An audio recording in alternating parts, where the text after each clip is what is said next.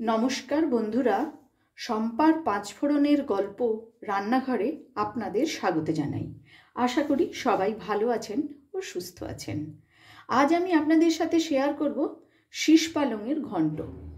এই শীষ পালং ঘন্ট বানাবার জন্য আমি এখানে নিয়েছি একটা আলু লম্বা করে কাটা, নিয়েছি 5টা সিম এইভাবে কেটে নিয়েছি একটা বেগুন এরকম লম্বা করে কাটা, পালং শাকের মোটা মোটা ডাঁটাগুলো আমি এইভাবে কেটে নিয়েছি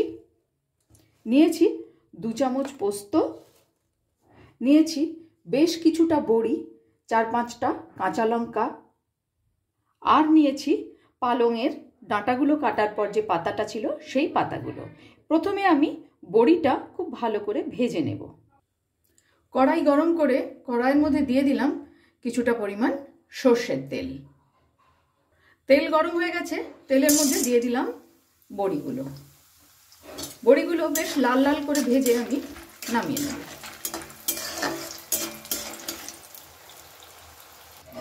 বড়িগুলো লাল করে ভেজে নিয়েছি, এবার এগুলো আমি নামিয়ে নিচ্ছি। বড়ি ভাজা তেলের মধ্যেই আমি দিয়ে দিলাম কেটে রাখা বেগুন।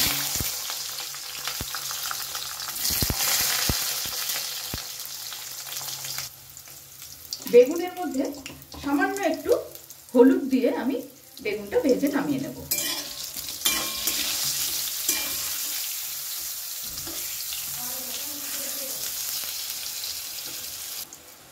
বেগুনগুলো উল্টে পাল্টে বেশ লাল করে ভেজে নিয়েছি, এবার এগুলোকে আমি নামিয়ে নেব।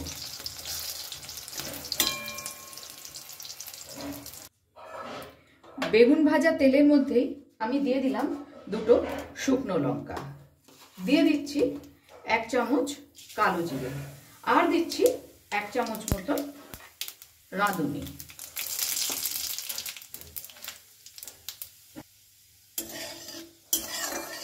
এবার আমি দিয়ে দেব কেটে রাখা আলু।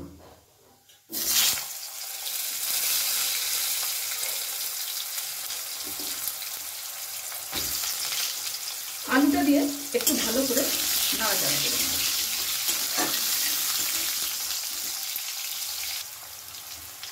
30-40 সেকেন্ড ধরে আলুটা বেশ ভালো করে মিডিয়াম ফ্লেমে নাড়াচাড়া করে নিয়েছি। এখন এর মধ্যে দিয়ে দেব কেটে রাখা শিম। শিমটা দিয়েও বেশ ভালো করে নাড়াচাড়া করে নেব কয়েক সেকেন্ড। 30-40 সেকেন্ড ধরে আমি শিমটাকেও ভালো করে নাড়াচাড়া করে নিয়েছি। এখন আমি এর মধ্যে দিয়ে দিচ্ছি পালং শাকের যে মোটা ডাঁটাগুলো রেখেছিলাম।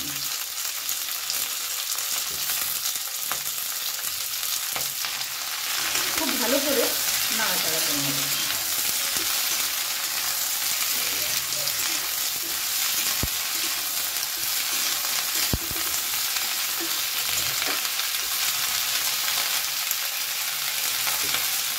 গ্যাসের ফ্লেমটাকে একদম লোতে করে আমি 5 মিনিটের জন্য এটাকে ঢেকে দেব।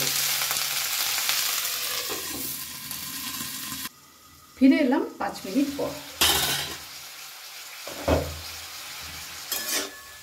ভালো করে নাড়াচাড়া করে নেব, আর গ্যাসের ফ্লেমটাকে কিন্তু এ সময় আমি মিডিয়ামে করে দিচ্ছি। এখন এর মধ্যে দিয়ে দেব পরিমাণ মতো লবণ, দিয়ে দিচ্ছি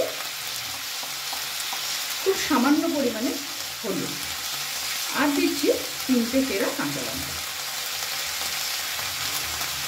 আমার রান্না যদি আপনাদের ভালো লেগে থাকে অবশ্যই ফলো লাইক করে আমার পাশে থাকবেন।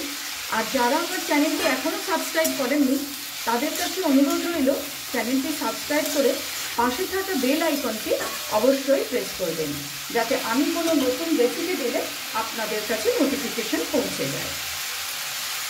এবারে যে পালং শাকটা আমি কেটে রেখেছিলাম সেটাও এর মধ্যে দিয়ে দিলাম। সব কিছু দিয়ে ভালো করে মিশিয়ে নেব।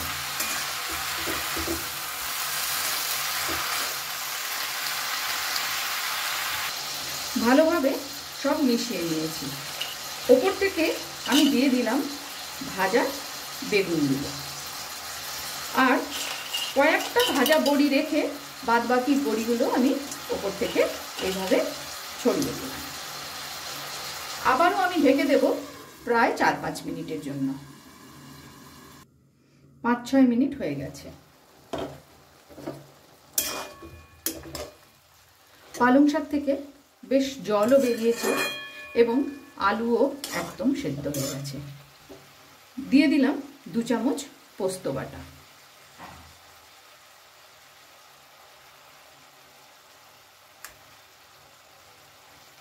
দিয়ে দিচ্ছি 1 চামচ মতন চিনি।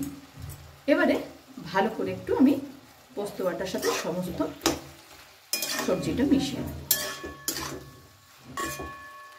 শীতের দুপুরে এরকম শীষ পালংয়ের ঘন্ট খাওয়ার মজাটাই কিন্তু আলাদা। পোস্ত বাটা দিয়ে সমস্ত সবজি আমি ভালো করে মিশিয়ে নিয়েছি। ওপর থেকে দিয়ে দেব সামান্য একটু কাঁচা সর্ষের তেল।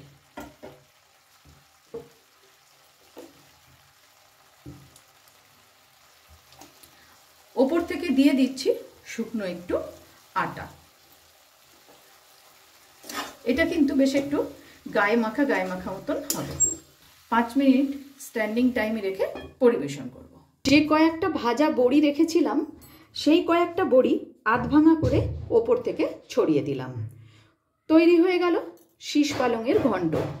ভিডিওটি আপনাদের কেমন লাগলো অবশ্যই কমেন্টস করে জানাবেন। আজ তাহলে এই পর্যন্তই। দেখা হচ্ছে সামনের ভিডিওতে অন্য কোনো রেসিপির সাথে। ভালো থাকবেন, সুস্থ থাকবেন।